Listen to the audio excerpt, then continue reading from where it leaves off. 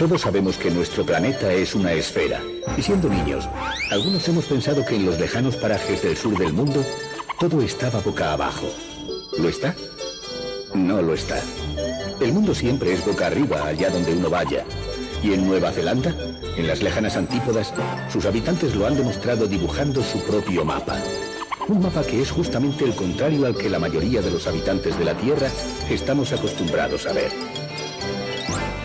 And a servant who was standing by and hearing what was said, he said that all that he should know before the sun was set. And in his hurry to carry the news, he bent his breast as he ran. And when he came to the broad mill stream, he took off his shoes and swam.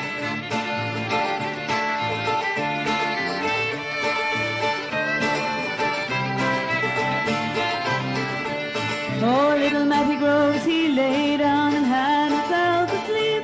When he awoke, Lord Arnold was standing at his feet, saying, how do you like my feather bed, and how do you like my sheets, and how do you like my lady who lies in your arms asleep? Oh, well, I like your feather bed, and well, I like your sheets, but better I like your lady who lies in my arms. Allá donde se chocan dos vigorosos océanos, el océano Tasman y el Gran Pacífico, surgen las dos islas que forman ese largo y bello país que es Nueva Zelanda, la tierra del fin del mundo.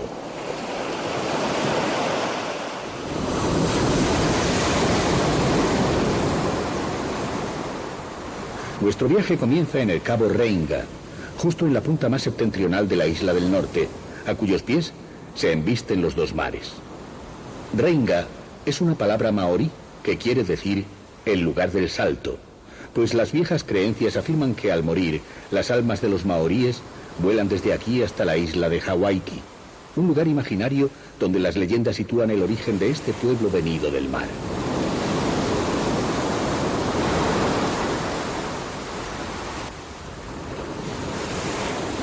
De los primeros habitantes de estas islas, los morioris, sabemos muy poco. Fueron casi exterminados por los maoríes, que llegaron aquí en varias migraciones a lo largo del siglo XIV. Lo hicieron en canoas, quizás desde Tahití, atravesando un peligroso mar. Los maoríes formaron una cultura guerrera, que incluso practicaba en ocasiones el canibalismo, y se extendieron por todo el territorio de las dos islas, dividiéndose en diferentes tribus. Su nueva patria quedó bautizada con un poético nombre, Aotearoa, que quiere decir la tierra de la larga nube blanca.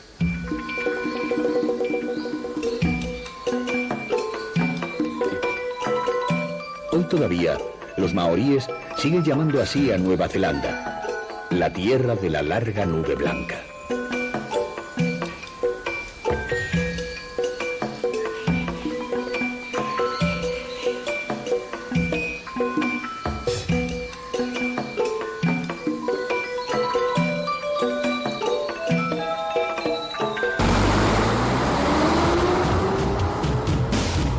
Descender hacia el sur para entrar ya en este insólito país nos lleva a la playa de las 90 millas.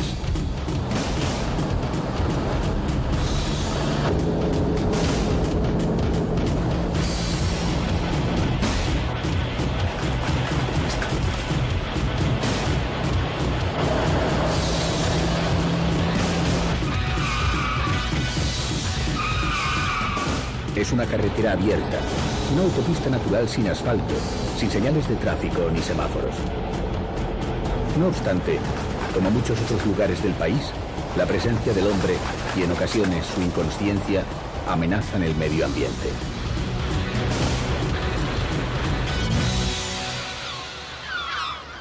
El primer europeo que avistó estas costas en 1642 era un navegante holandés, Abel Tasman.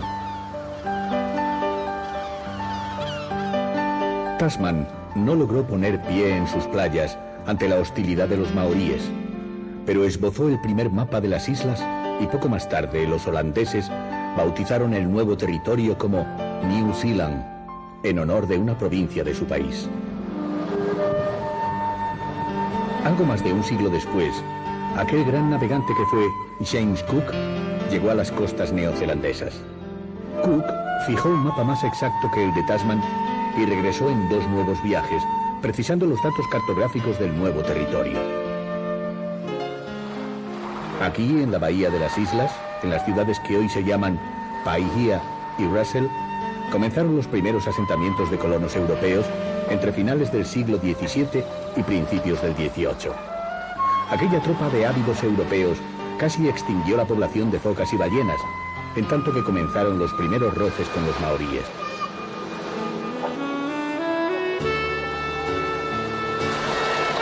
La ciudad de Russell, en particular, que hoy es una urbe de porte residencial, tranquila y bella, se convirtió en las primeras décadas del pasado siglo en una pequeña patria de todos los pecados. Bares y burdeles eran escenario de peleas de borrachos e incluso de muertes violentas. A tal punto llegó su pésima fama que la ciudad fue bautizada como el agujero del infierno del Pacífico. Quizás para ponerle freno al pecado, los primeros pastores protestantes que llegaron al país se instalaron en Russell en el año 1814, levantando una iglesia e instalando una imprenta que publicó la primera edición de la Biblia en lengua maorí.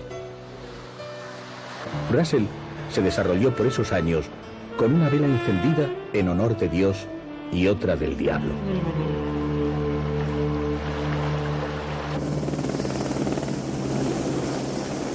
James Cook, en su relato sobre los nuevos territorios, había hablado maravillas sobre las riquezas naturales que atesoraba.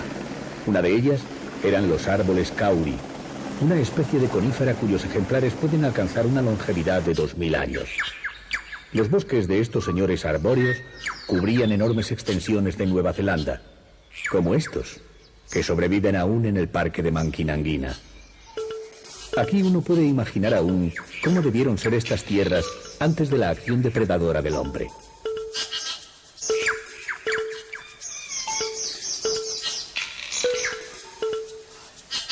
Los kauris guardaban en sus venas una valiosa resina, el ámbar, y muy pronto empezó su derribo para extraer la rica sangre de los milenarios árboles.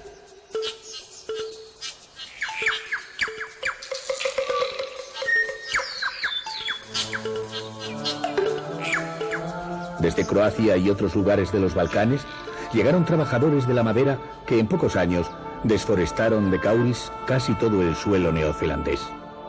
Así lo recuerda Tony Breakbish, un descendiente de aquellos buscadores de resina.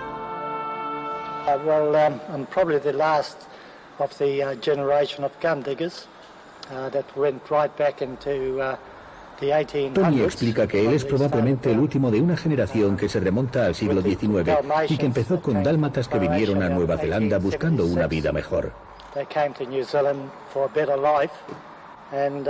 El ámbar fue el tesoro que encontraron en el pasado. Hoy, sin embargo, pueden considerarse un nuevo tesoro los pocos kauris rescatados bajo tierra, conservados milagrosamente y hoy utilizados para artesanía. Este tiene más de 300 siglos. Penetrar en el interior de un árbol que vivió hace 35.000 años te produce la sensación de entrar en las gargantas del Jurásico.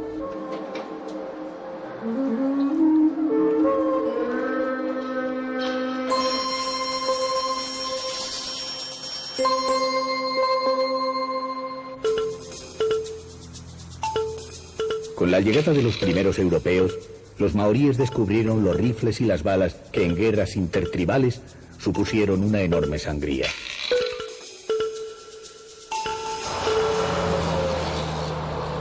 Fue a partir de los años 30 del pasado siglo cuando otra emigración europea comenzó a entrar en el país.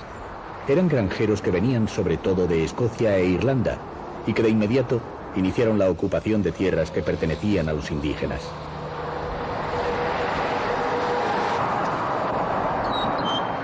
En 1840, Gran Bretaña decidió anexionarse el territorio de Nueva Zelanda y envió a su primer vicegobernador, William Howson, con el mandato de establecer un tratado con los maoríes sobre la posesión de la tierra. Esta era su casa, y aquí, en Wapangui, se firmó el histórico acuerdo.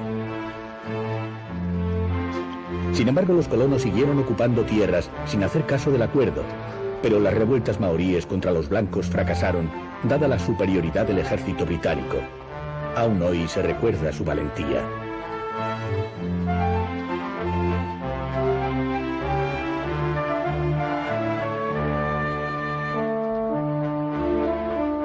Su danza guerrera, el famoso haka, aún infunde terror al oírlo, y los maoríes de hoy continúan cantándolo y bailándolo para recordar su valeroso pasado.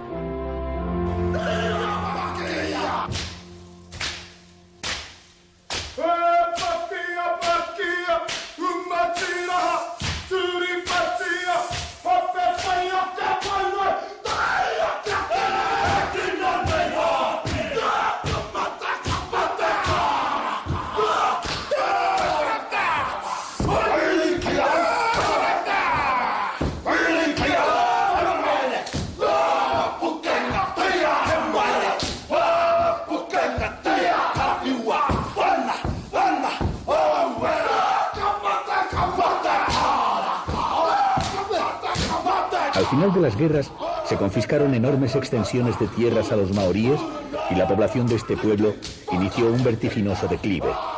En 1900 solo quedaban en Nueva Zelanda 40.000 maoríes.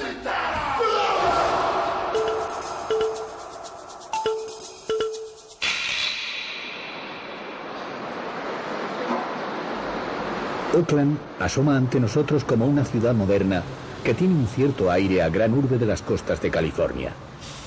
Aquí viven casi 1 millón de personas, un poco menos de 1/3 de los habitantes con que cuenta Nueva Zelanda.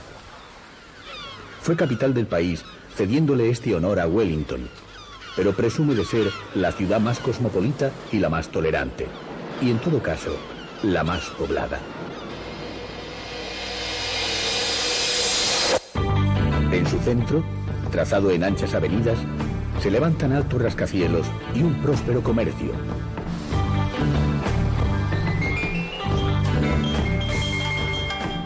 Los grafitis alegran el rostro de sus calles. Los bares y restaurantes cierran más tarde que en otros lugares del país. Aquí puede observarse una curiosa pasión de los neozelandeses. Les gusta andar descalzos.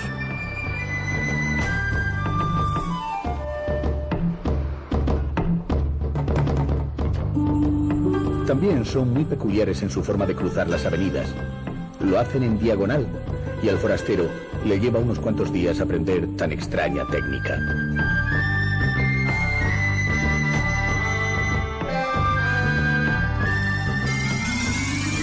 Auckland es una ciudad de aire multiétnico. Europeos, maoríes, indios, polinesios, chinos y japoneses conviven en una aparente armonía desenfadada. Parece que esa sea el alma de Nueva Zelanda. Informalidad, cruce de culturas, respeto a las diferencias.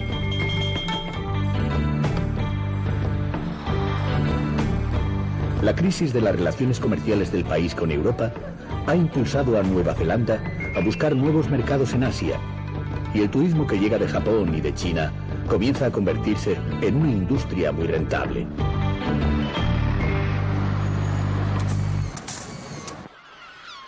El más imponente edificio de la ciudad es el Sky City, con una torre que se eleva a 328 metros de altura. Uno de sus atractivos es que desde arriba se pueden poner los pies sobre el vacío, caminando sobre ventanas cerradas por un cristal de 38 centímetros de espesor, tan resistente como el hierro. La afición a retar el vértigo es otra de las pasiones de este pueblo antipódico.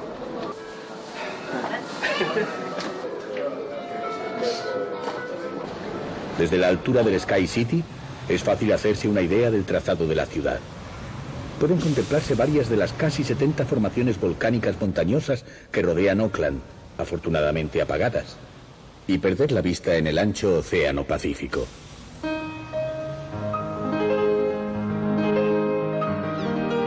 Auckland es sobre todo el mar. En sus 2 puertos se abrigan tal cantidad de barcos que la urbe es llamada con justicia la ciudad de las velas.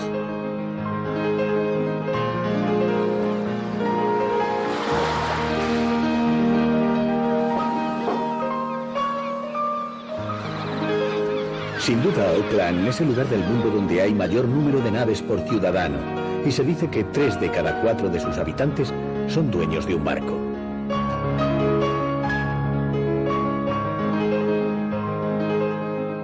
Hay frecuentes regatas en las aguas de esta bahía, y los neozelandeses ostentan con orgullo la gloria de haberle arrebatado a Estados Unidos en 1995 la Copa América, una de las más importantes competiciones de vela del mundo.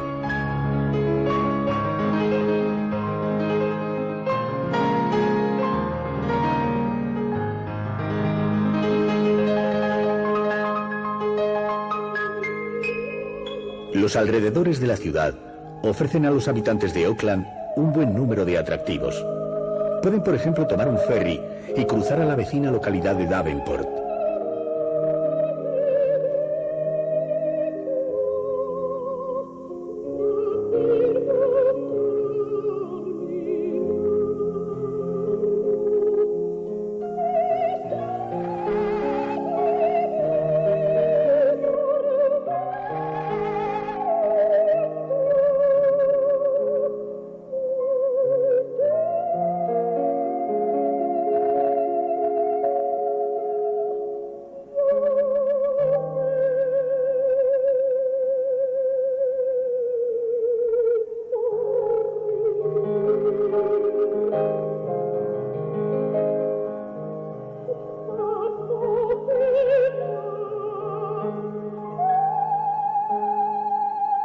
En las calles resulta palpable que los niños y los viejos se sienten aceptados. Esa es quizá la evidencia más clara de la calidad humana de sus habitantes.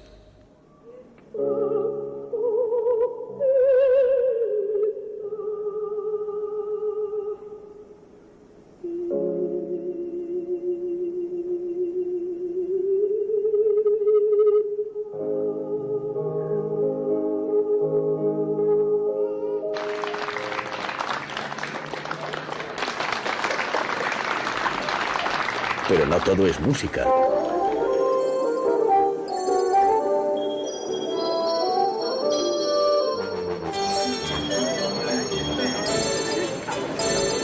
Parece que en este mercadillo el producto más apreciado es la imaginación.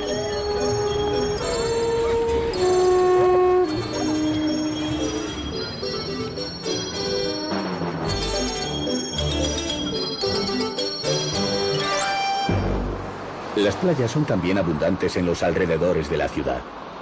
Y si el visitante quiere empaparse a fondo de conocimiento sobre el mar, hay que visitar por fuerza el Kelly Tarleton's, uno de los acuarios más importantes del mundo.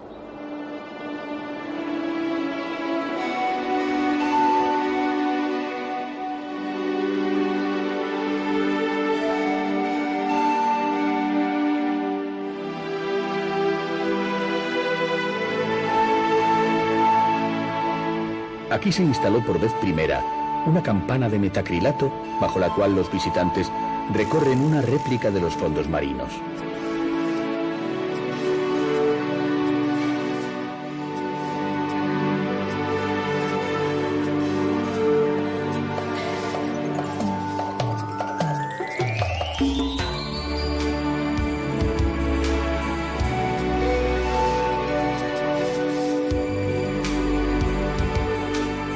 También en este acuario es posible asomarse a un escenario que recrea el paisaje y la fauna del Polo Sur.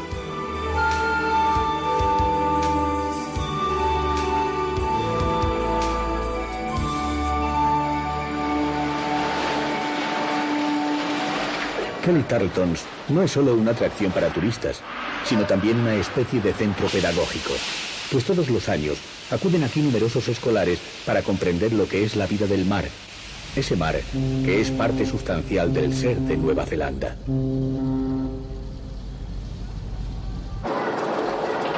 Auckland es el corazón mundano de Nueva Zelanda, teñida de rasgos europeos, salpicada de perfumes polinesios y pintada con retazos asiáticos. Es la entrada natural del país, la puerta del turismo y de los nuevos inmigrantes. Es sin duda la ciudad abierta a todos, aunque la separen miles de kilómetros de casi todas las ciudades importantes del mundo.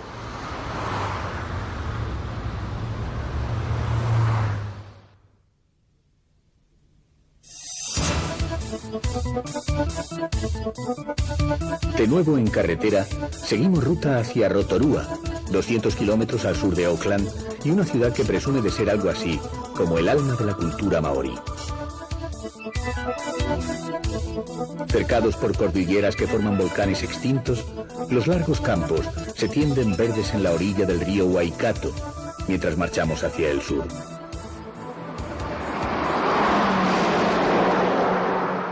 Son tierras agrícolas y ganaderas donde asoman pequeños pueblos aseados y prósperos. Los frutales abundan en el camino, en especial los campos de kiwis, una fruta importada de China que encontró en la tierra neozelandesa su mejor cuajo. Kiwi se llama también un ave de largo pico que es originaria de estas islas. Y para redundar un poco más en el nombre, los neozelandeses se llaman a sí mismos kiwis.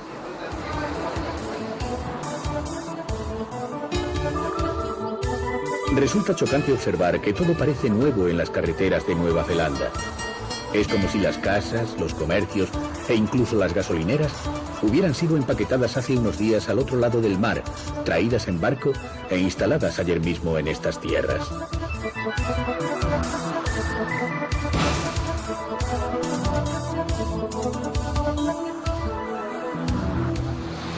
En contraste con lo nuevo, lo viejo.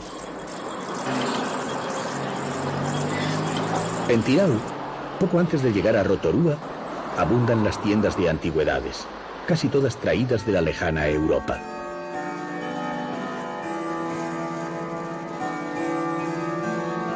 La afición a lo antiguo marca el carácter de los neozelandeses, estos europeos trasplantados al último rincón del mundo con nostalgia de sus orígenes.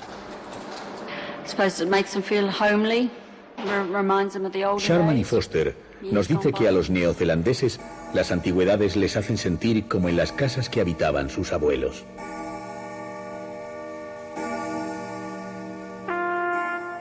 En Tirau, como en muchas otras localidades, encontramos memoriales a los héroes de las guerras mundiales, donde Nueva Zelanda fue el país que en proporción sufrió mayor número de bajas.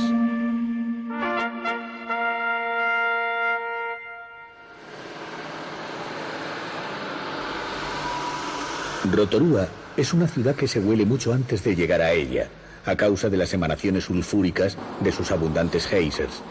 Quizá por ello es conocida como la ciudad del azufre.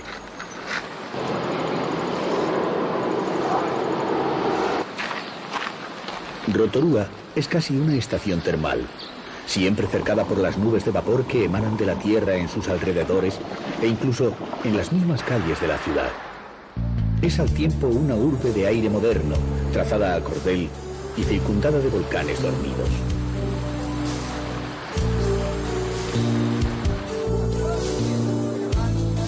El cuidado del medio ambiente es casi una obsesión en Nueva Zelanda. El pez de metal junto a la alcantarilla indica que los vertidos pueden causar daño a la fauna fluvial.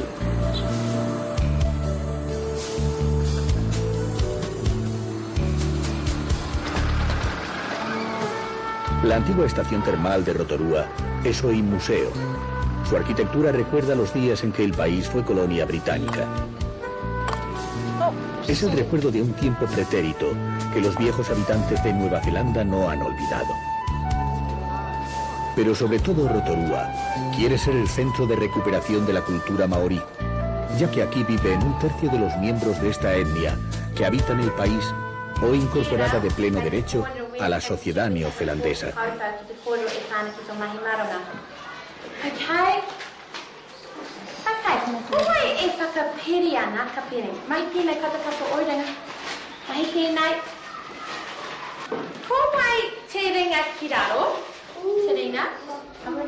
La lengua maorí, al mismo tiempo, se enseña ahora en las escuelas y está oficializada como segundo idioma del país por detrás del inglés. Algunos blancos han empezado también a aprenderla. A lot of schools throughout New Zealand actually support participating in cultural activities, which is song and dance. René nos cuenta que muchas escuelas en Nueva Zelanda apoyan la participación de actividades culturales, tales como el canto y el baile, y que cada día los habitantes del país son más sensibles a la cultura maorí.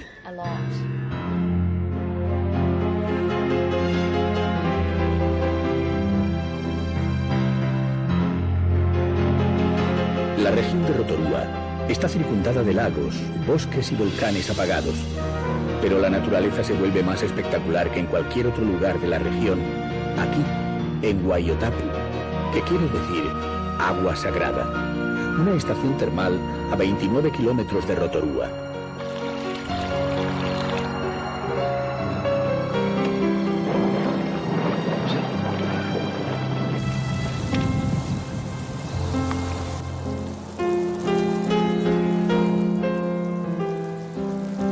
Se puede caminar libremente por las orillas de los cráteres, donde las aguas hirvientes forman superficies de vivos colores, y todos ellos bautizados con nombres tan llamativos como el velo de novia o los tinteros del diablo.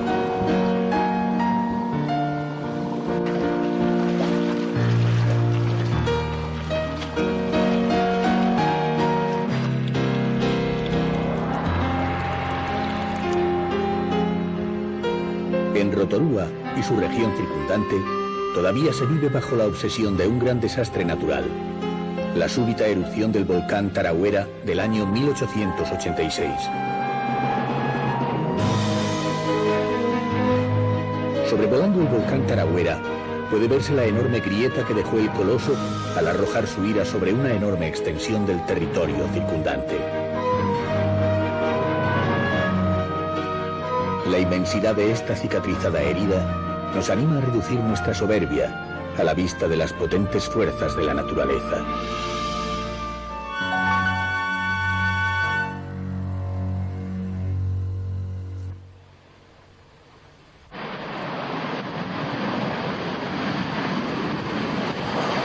Vamos hacia la isla del sur, casi un tercio más grande que la isla del norte, pero mucho más deshabitada. El sur es el lado salvaje de Nueva Zelanda. Christchurch es la ciudad más grande de la isla del sur, con una población de 300.000 habitantes. Su nombre, Christchurch, Iglesia de Cristo, nos revela sus orígenes. Fundada en 1850, los gastos de la fundación corrieron a cargo de la Iglesia de Inglaterra. Se la diseñó como una réplica exacta de una pequeña ciudad inglesa, dotándola de edificios de estilo neogótico y extensos parques y jardines.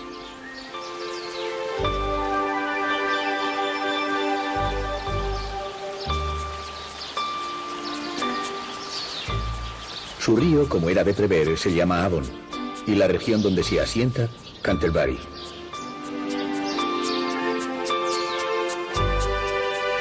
Tiene una universidad que retrata las estructuras de los colegios de Oxford o de Cambridge. Y los alumnos de la escuela anglicana visten uniforme como los muchachos ingleses del otro lado del mar.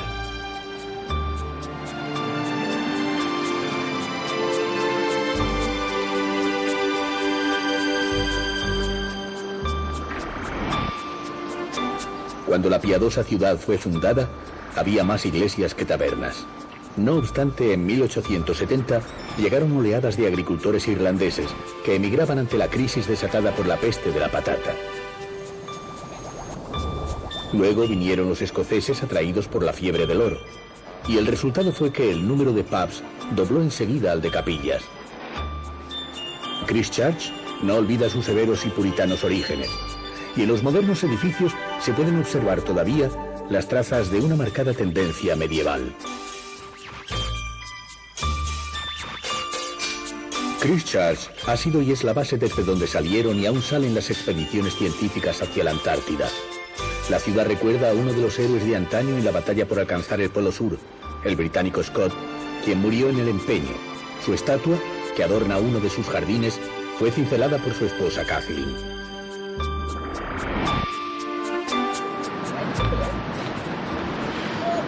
Este monumento, levantado en honor de las primeras sufragistas neozelandesas, nos aporta un dato curioso, que las mujeres lograron aquí el derecho al voto en 1895, 25 años antes que en Estados Unidos y Gran Bretaña, y 75 antes que en Suiza. Nueva Zelanda fue el primer país del mundo donde las mujeres obtuvieron su derecho al voto.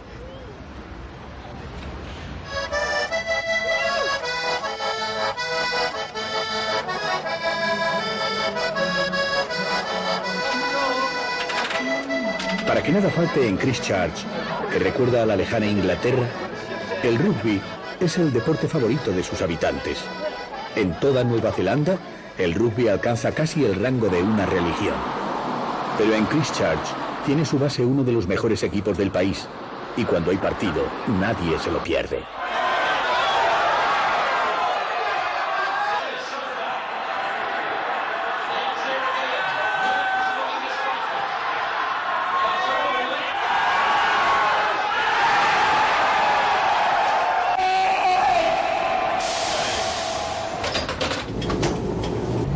Recorrer esta tranquila y relajada ciudad, a bordo por ejemplo de un tranvía, es como pasear la mirada por una añorada Inglaterra, la madre puritana de esta Christchurch, que se baña en las aguas del Pacífico Sur.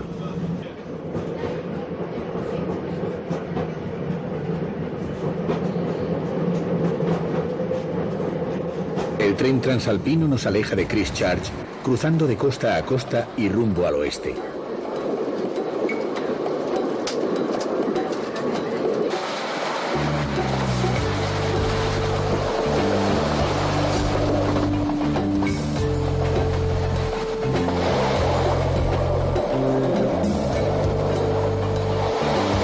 El paisaje va cambiando conforme avanzamos hacia el interior de esta isla del sur. Primero las largas llanuras donde abundan las granjas, luego el rudo altiplano, después las solitarias montañas. Llegamos al lado salvaje de Nueva Zelanda.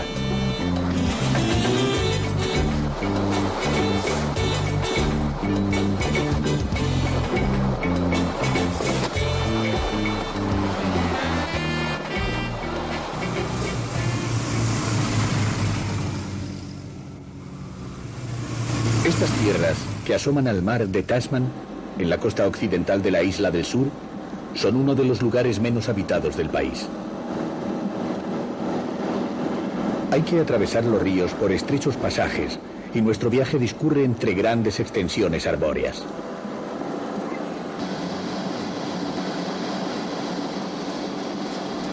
Aquí abunda el ribu, un árbol escaso cuya madera recomiendan los ecologistas que no se compre, con insistentes pintadas en las aceras de todo el país.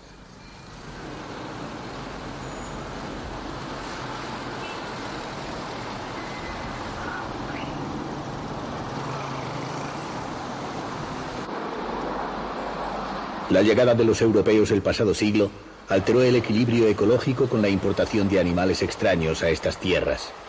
Pero la mayor plaga vino con este marsupial de cola prensil y aspecto simpático, el opossum, traído desde la vecina Australia con la intención de explotar su fina lana.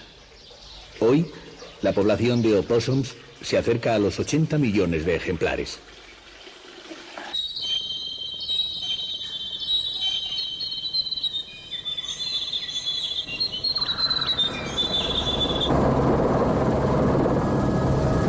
Los glaciares están vivos aún en las jóvenes tierras de Nueva Zelanda, como este imponente glaciar Fox, uno de los pocos que existen en el mundo en las cercanías de un bosque tropical y que ha sido declarado Patrimonio de la Humanidad.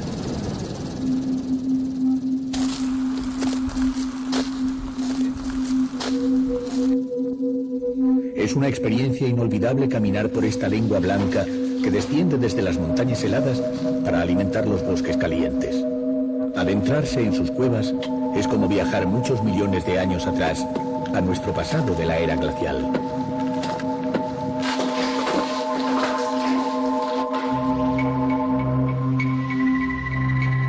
No muy lejos del glaciar Fox se alza la cresta del monte Cook, el techo de Nueva Zelanda.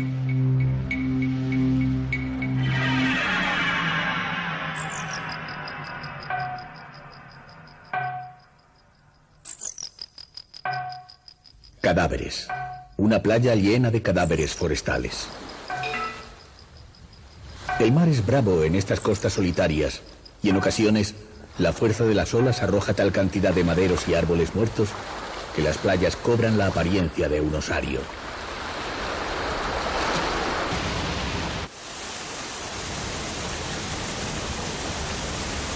Aunque los neozelandeses se quejan de la escasez de lluvia durante los últimos años, hay que convenir que, cuando en este país llueve, llueve de veras.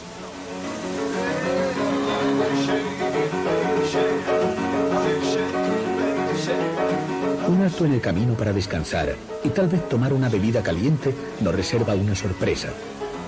Música de Jerry Lee Lewis en un rincón perdido de las antípodas.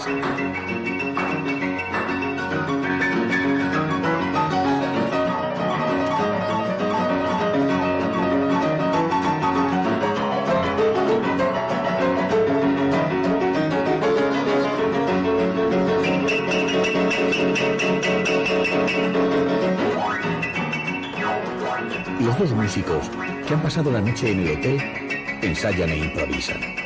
Su música parece el mejor antídoto contra la lluvia y el aburrimiento.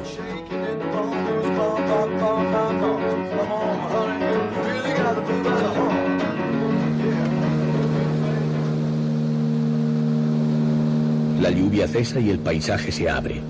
Los bosques desaparecen y las llanuras se ensanchan. El lago Guanaca. Árboles humillados por el viento, nubes adheridas a las montañas. Serenidad.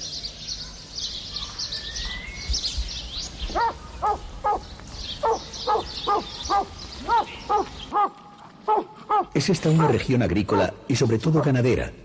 Los granjeros afirman que aquí se produce una de las mejores lanas del país.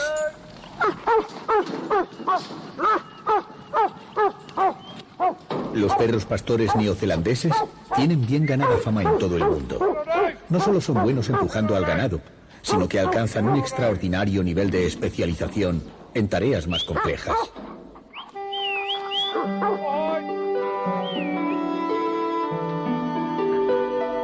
El reconocimiento del trabajo bien hecho no es algo exclusivamente humano.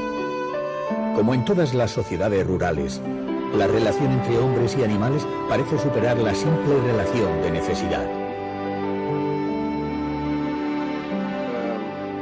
Sample of we've just had our local country Upper Clutha show, and this is just some of the fleeces that went over to that show. We were lucky enough to get champion fleece. Robert Gibson nos muestra con orgullo los vellones con los que ganó el concurso del condado al obtener una lana de tan solo 17 micras de grosor. And she was lucky enough to get a championship. En Nueva Zelanda llegó a haber más de 70 millones de ovejas que luego hubo que reducir a poco más de 40 millones al quedar cerrado para los neozelandeses el mercado británico tras el ingreso del Reino Unido en la Unión Europea. No obstante, la lana sigue siendo una de las principales industrias del país y los neozelandeses pasan por ser, junto con los australianos, los esquiladores más rápidos del mundo.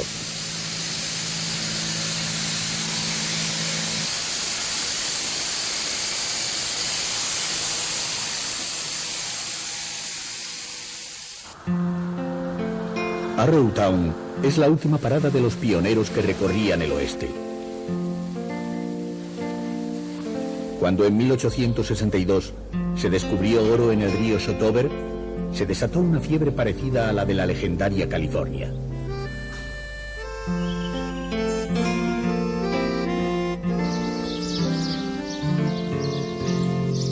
El Shotover es el río del que más oro se ha extraído después del Yukon, en la lejana Alaska. En una tienda de Arrowtown se exhibe la pieza de oro más grande encontrada en el Shotover, una impresionante pepita de más de medio kilo.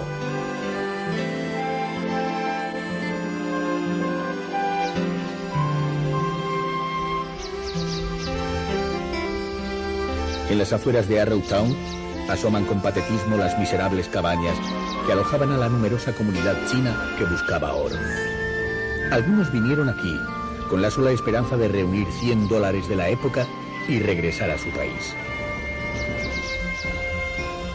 Arrowtown tiene la valentía de mostrar el oro encontrado y también el brutal esfuerzo que los hombres pusieron en el empeño.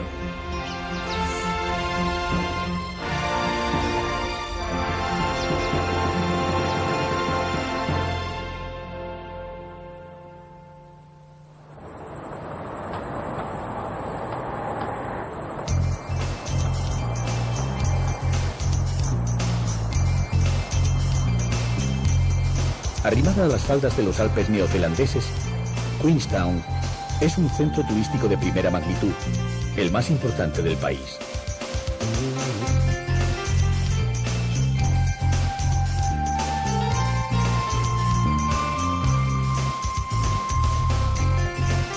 Hay visitantes a lo largo de todo el año, pues ofrece todo tipo de actividades para el ocio, tanto de invierno como de verano. Pero Queenstown se ha especializado sobre todo en deportes de riesgo, y por eso se la llama en el país la capital de la aventura.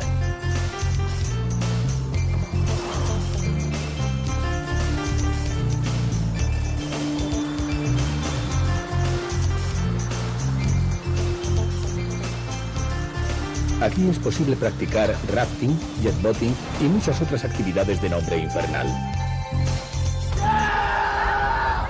Pero la más popular de todas, sin duda, es el puenting. La caída libre desde un puente con los pies sujetos por unas gruesas tiras de dura goma.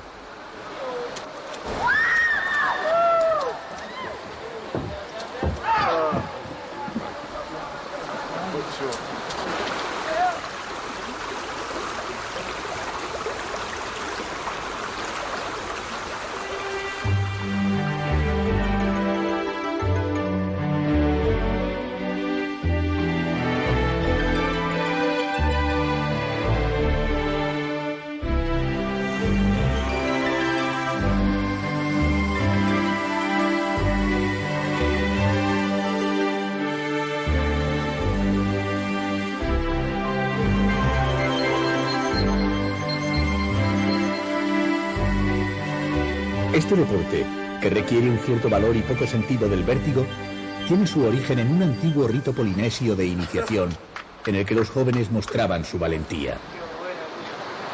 Fue una sensación de velocidad, ¿no? Muy rápido de bajada, y el momento de entrar, un choque, ¿no? Por alcanzar el agua. El precio del salto es de unas 15.000 pesetas. Si se tiene en cuenta que desde este puente al año saltan más de 3.000 personas, podemos hacernos una idea de los enormes beneficios que produce esta chifladura, aunque no es la única.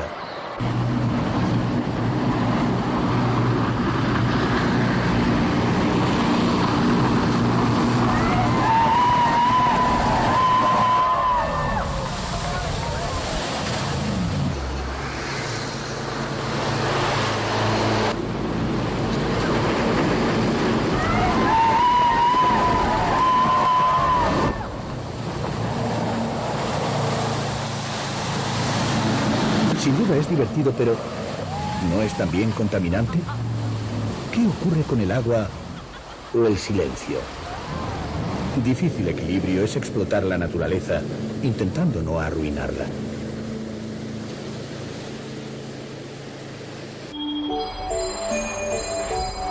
El éxito de todo lo que suene a intrépido es tan grande que alguien, con tal de hacer dinero, es capaz de inventar excentricidades como esta a la que llaman vuelo sobre el alambre de acero.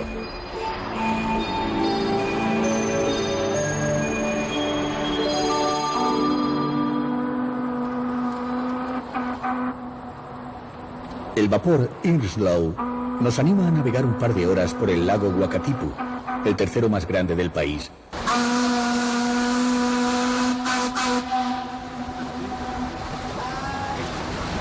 Es un lago en el que se produce un extraño fenómeno que todavía no ha podido explicarse científicamente. Cada 5 minutos, su nivel sube y luego vuelve a bajar, por lo que en Queenstown se dice que el Wakatipu respira. Una leyenda maorí afirma que un joven enamorado murió envuelto en llamas en las orillas del lago y que su corazón, arrojado al agua, sigue latiendo.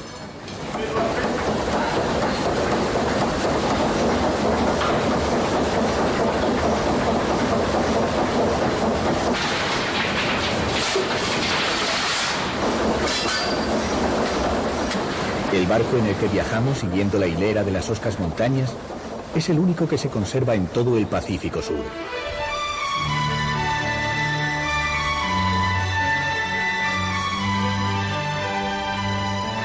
Fue botado al agua por primera vez en 1912, el mismo año que el famoso Titanic. Es sobre todo una atracción turística más que un medio de transporte para los habitantes de Queenstown. Los viajeros pueden tomarse un buen vino neozelandés en el puente donde está el bar y cantar a coro baladas de cualquier parte del mundo.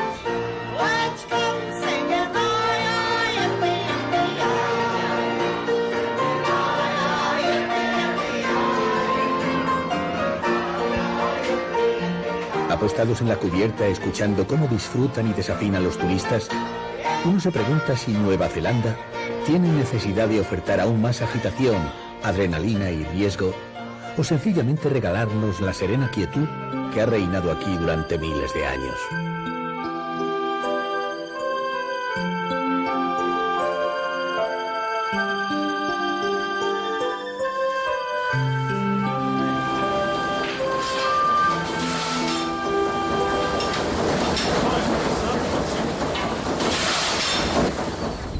La naturaleza vuelve a ser majestuosa conforme seguimos viaje. Glaciares de nuevo, cordilleras aún en formación que exhiben riscos feroces y bosques interminables. Es tal la soledad de estos parajes que aquí se dice que se oye la montaña.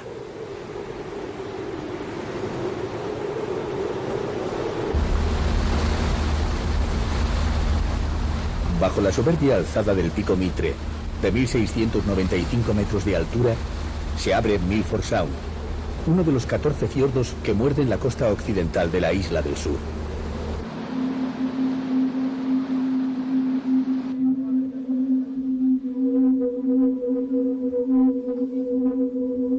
Es un lugar que estremece cuando se navega cercado por los paredones oscuros y brillantes, de donde descienden torrentes de agua enloquecida, en un mar de cobalto que en ocasiones alcanza una profundidad de 500 metros.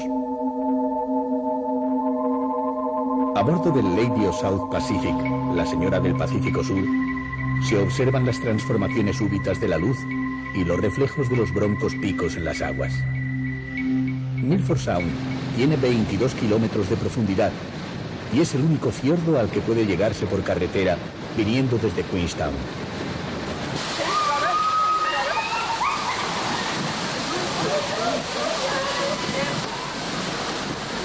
Pese a que por ahora no es excesivo el número de turistas que visitan los fiordos, las autoridades turísticas neozelandesas sienten temor a que en el futuro la naturaleza tranquila de la tierra de los fiordos pueda verse alterada por la presencia humana.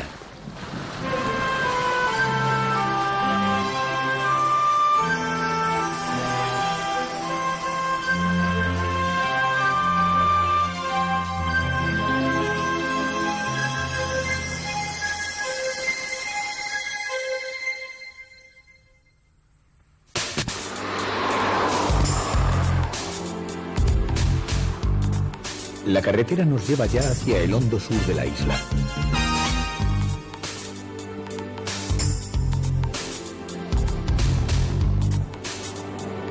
Comenzamos a acercarnos al final del viaje. Como estamos en las antípodas, aquí en Nueva Zelanda, es más frío el sur que el norte y la naturaleza más agresiva. Los agricultores plantan de nuevo barreras de árboles para proteger sus campos de los vientos que llegan de las soledades antárticas.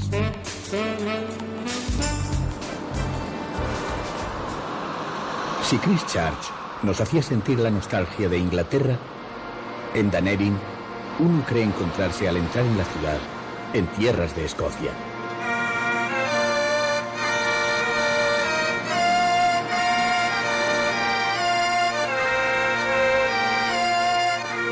Fue bautizada con el nombre gaélico de Edimburgo, Dyn Éideann, que degeneró en Dunedin. Fundada en 1848, vivió una época esplendorosa cuando se desató la fiebre del oro a partir de 1862. Y así surgió la fisonomía de una ciudad cargada de suntuosos edificios neogóticos.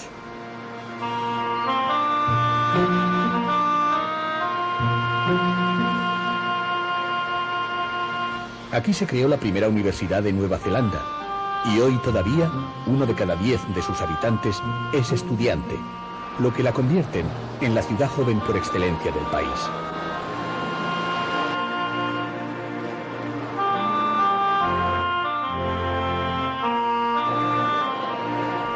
También fue Danerin la primera población neozelandesa donde se imprimió un periódico diario.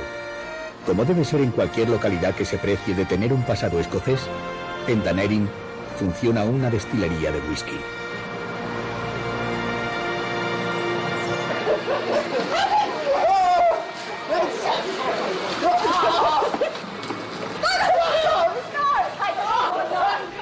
El puritanismo presbiteriano que trajeron aquí los fundadores de la ciudad se ha esfumado en el tiempo.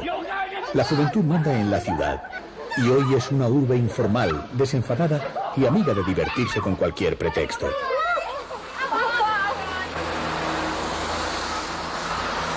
Pero los escoceses no tienen el monopolio de Danerin. Tras ellos llegaron inmigrantes irlandeses que alzaron de inmediato una iglesia católica.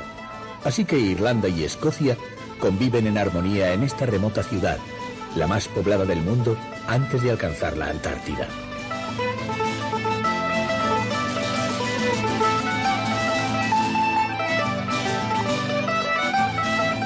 Y ya se sabe que donde hay un escocés, un irlandés y un pub, por fuerza hay canciones y hay baile.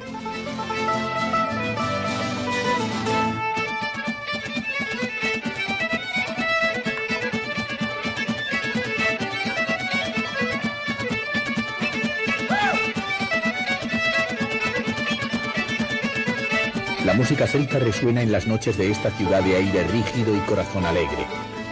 Bajo las severas piedras góticas, los jóvenes danzan al ritmo de las canciones de sus lejanos ancestros.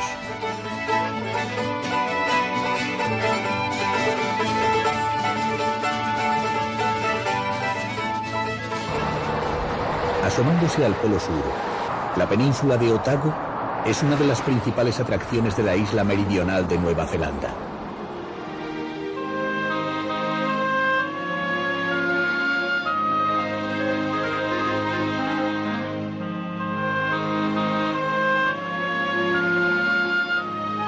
Este es uno de los mejores observatorios de pájaros y aves del país y abundan aquí las colonias de cormoranes, pingüinos y sobre todo los grandes albatros.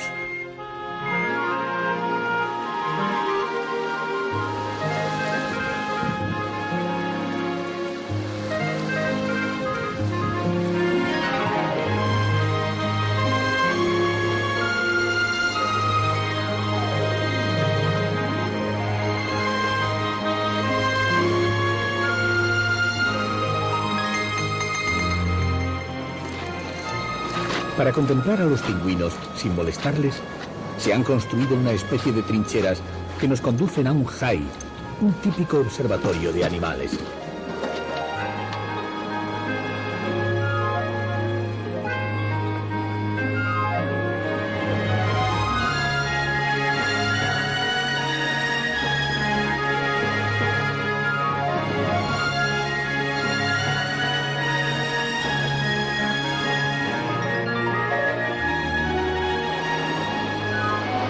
Resulta sorprendente contrastar la simpática torpeza del pingüino cuando camina y su extraordinaria pericia cuando nada.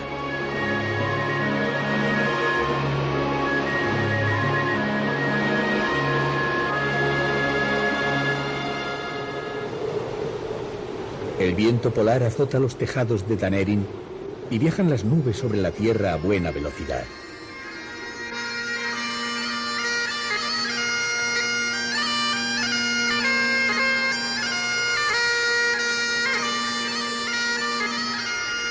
La gaita resuena nostálgica dirigiendo su música hacia el océano.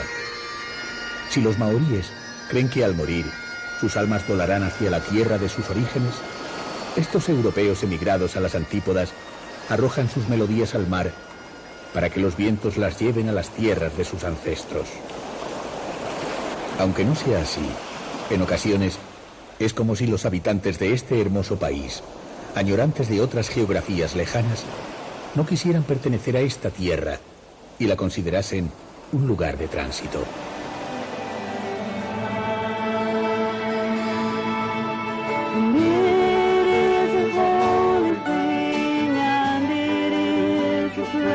Nuestro viaje termina aquí, en el más hondo sur del sur, el sur que siente nostalgia del norte, unido a través de la música El mundo parece uno. Es realmente uno.